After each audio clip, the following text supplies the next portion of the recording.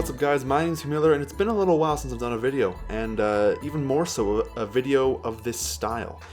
So I ordered a really cool package from a wonderful person on Facebook who made probably one of the coolest Nancy Drew things I've ever seen.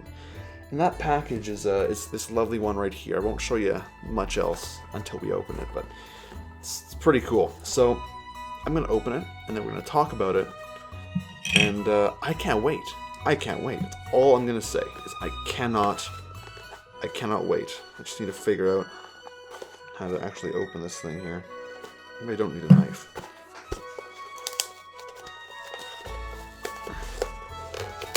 Oh. Ha ha ha, look at that. Now this is cool. So, quick question. Have you guys heard of a game called Scopa? Well, I'm sure you have if you've played the Nancy Drew games. Quick thing, my dog is behind me. She's having a nap. Someone on Facebook decided to remake these Scopa cards from the Phantom of Venice, like the actual designs. They decided to remake them as a real Scopa deck. It's a bit bright. Let's turn this down. There we go. A real look how awesome this is. How cool is that? Right? Is that not the coolest thing you've ever seen? I think that's pretty awesome. So let's crack one open. Okay, here's the thing. I bought two because I'm a mad lad. I'm gonna keep one sealed because it's just so awesome, and we'll take a look at what's inside. I can't wait. So I'm actually gonna play a round of this with my sister, and you'll see that in just a moment here once I get things all squared away. So it's all right. The wrapper has been broken, or the packaging has been unsealed, I guess. This is so exciting. I'm stoked about this. Oh, look at that. Alright, so we just open it up just like that. And that cards inside are sealed and all that. We just pull this out here. Let's read the back first. So the back of it has some lovely writing on it. It says, Scopa is a centuries-old Italian card game involving memory, skill, strategy, and a little luck. In Italian, Scopa means broom, so achieving Scopa means to sweep all the cards from the center. Scopa. This card game is easy to learn, a challenge to master, and great entertainment for when family and friends get together for a game night. Now an especially designed edition on the Scopa game played in Nancy Drew, The Phantom of Venice. It's awesome. So yeah, it's super cool. It's super cool. I'm just gonna open this up. So I actually did try and do this myself, try and make all the cards myself from in Photoshop, and I'll show you the art like right there. Some kinda didn't really work out. I had some good little moments there, but it didn't really work out. So here we got the instructions for the Nancy Drew edition of Scopa, and here we have a sealed deck of cards. Shows a scoring system on the back there, which is awesome. We just open this up here, then we will be able to take a look at the glorious Scopa cards that have been custom designed. And I'm stoked about this. This is so exciting. All right. So there's four cards about the scoring system. They're all the exact same as far as I can tell. Yes, sir. Look at that. All right, now this is where things get cool. We're gonna turn this down a bit here. Look at that. Right? Look how cool that is. Look how cool that is. Where's the seven of coins? Oh, there she is, boys. There's the most valuable card right there. This is so cool. So I cannot wait to dive into this. This is the coolest thing I've ever seen. I'm stoked about this. Before we dive into actually playing, I want to give a massive shout out to Melanie, who's the person who took the time to design this, who was very kind and helped me help ship these to Canada because she's in the States and I'm not in the States. They arrived very quickly. I ordered these about a week and a half ago and they arrived today. So Melanie, if you're watching this, massive shout out. I can't thank you enough. I am absolutely stoked by this and I cannot wait to play. So enough talking, let's dive right into the first game. All right, so we're gonna do a quick round of this. We're not gonna go to whoever gets 11 points because that just takes too long. She's got a class in like 45 minutes. So this is my sister Gretchen. I don't know if she's been on the channel before. I can't remember. I know. I don't know. Streamed with you. But that was on the channel. I don't know. Nonetheless, here she is. This is my sister. We're at home. My dad's upstairs. So if you hear a cough every once in a while, it's him. Doesn't have coronavirus. He just coughs. We got a dog somewhere down there. She's eating, and we got a grandfather clock that goes off every quarter hour. Yeah. So let's play. So the gist of the game is to get to 11 points before the other person, and so a point is awarded to the player with the most cards, and at the end of each round, the most coin cards, and that's just like in the game as well. The player who has obtained the most, obtained the 7 of coins, which is the most valuable card, which we looked at earlier. Each scopa collected during the deals, unless it was the final move ending the round, in which case that doesn't count. And the highest score calculated by comparing the player's best cards in each suit. And the card value system goes as follows. The 7 is worth 21 points. The 6 is worth 18 points. The ace is worth 16 points. The 5 is worth 15 points. The 4 is 14 points. The 3 is 13 points. The 2 is 12 points. And the face cards, which are these dudes here, they're worth 10 points. And so I think we probably should have something to write down. I didn't even think about that. So we don't have an official scopa board, so we're just going to imagine how this is laid out. So the way this works is that there's a 2x5 grid in the center, and then we each have 3 cards per turn. And then we have a discard pile based on what gets played and what gets taken, what tricks get taken.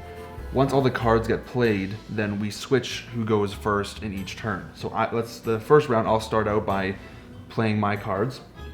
And then once we run through all the cards, then Gretchen would start. But since we don't have time, it's just going to be one of us that starts. So I'm going to deal you 3 cards. I'll deal myself 3 cards. And then we lay down 4 cards on the table. Okay, so what we've got down right now are 2 7s, a 1, and a 6. And so I'll be going first. So based on my hand, which are these cards, I want to place down I will take the 1 because I have a 1 in my hand. I'll put that in my pile. And so now it's Gretchen's turn. And I have a 6 in my hand, and there happens to be a 6 down here, so I'll place that in my pile. And so now that I have no cards that can take a trick here, I have to place down a card. So I will place down my lower card in hopes of trying to obtain it with my higher card. I will do the same thing. Since I still can't play, I have to discard my final card, which is a 5. Which I happen to have a 5, so I can take that. So she takes the trick, so we deal ourselves 3 more cards. 1, 2, 3. 1, 2, 3. So I start this round off again. And so these are my cards. So because I have these cards, I can do a number of things. I could take either this card off the board or take 2 cards with this card, which I will do. So since I have a 9, I will take a 7 and a 2. And since the 7s on the board they're not of a specific value, it doesn't matter which 7 I take. Now it's Gretchen's turn. So I'm going to play down my 2 because I can't take anything, and that's my lowest card. So I have an 8, so I'll take the other 7 as well as the 1. And now it's Gretchen's turn again. And I'm going to play down my 9. Okay, and now I've got a 2, so I will take the 2, and it's Gretchen's turn again. And I'll play down a 10. All right, and so now we'll deal each other 3 cards once again. So I've got an 8. Whoops, I shouldn't have said that. I have these cards in my hand, so I will take the 10 because I have a 10 in my hand as well. And Gretchen can go. Play down a 3. So discard a 3. I can't play, so I will discard a 1. And I will discard another 3. All right, so I can't play once again, so I'll have to discard my 8. And I'm going to take that as 6 points. Perfect. Okay, I just looked at the cards there. So I will give you 3 more cards, as well as myself 3 more cards. Okay. So, these are my cards, and based on what's on the board, I can take the 9 and the 1 with my 10 and add that to my discard pile. And I can take the 8, and I get a scopa. Perfect. So she gets 1 scopa. We'll write that down. Now I will place down a 3. And I will place down a 5. And since I cannot do anything, I will place down a 4. And I can take the 5 and the 4, which equals 9. There we go. Give you 3 more cards, and myself 3 more cards. So based on this, so I can take the 3 with my 3. These are my cards. I can take this, and I'll get a Scopa for that, which I will write down on the scorecard. And I will place down a 4. Okay, so I cannot play, so I have to, or I cannot take a trick, so I have to place my 2 on the board. And I happen to have a 6, so I can take both and get a Scopa. She gets the Scopa for that. Okay, and I have a 9, which I will discard. And I have a 4. Perfect. So 1, 2, 3, 4, 5, 6. This is the last round. So what happens here is the last person to take a trick in this last round gets the remaining cards on the table. Alright, so based on the cards here, I cannot play anything, so I have to discard a 5. And I can pick up a 4 with my 4. Alright, I still can't play, so I will discard my 10. Okay, and I cannot play, so I'll discard an 8. And I cannot play, so I will have to discard my 7. And I have the 7 of coins. So Gretchen takes all the cards on the table, 7. as well as the fact that she had the 7 of coins. So we're now at the scoring part of the game, or scoring part of the round. And since I just couldn't be bothered to move the camera, this is all that you'll be able to see on the board. So Gretchen gets 1 point for having the most cards. And how many coin cards do you have? 4. 5. Oh, 5. So there's no point given for the most coin cards because we both have the same number. Gretchen gets 1 point for having the 7 of coins. And she got 2 Scopas, so she gets 2 more points there. I get no points, except for the Scopas. And so the number of primes, so Gretchen had 2 7s as well as, how many 6s? Oh, so 2 6s. So she gets... What? Yeah, sorry, 2 7s, 2 6s. Those are the highest primes that you got. So that's 21, 21, 18, and 18. I have 2 7s as well as 2 aces. So that means I get 21, 21, 16, and 16. And since Gretchen has the most primes, she gets 1 point. And so because of that, she has the most points of the round. She has 1, 2, 3, 4, 5 points, and I have 2. And that is how you play Scopa. All right, that was it. That was Scopa. Once again, huge shout out to Melanie for making these. Like these, it's just so cool. It's very overexposed, but it's so cool.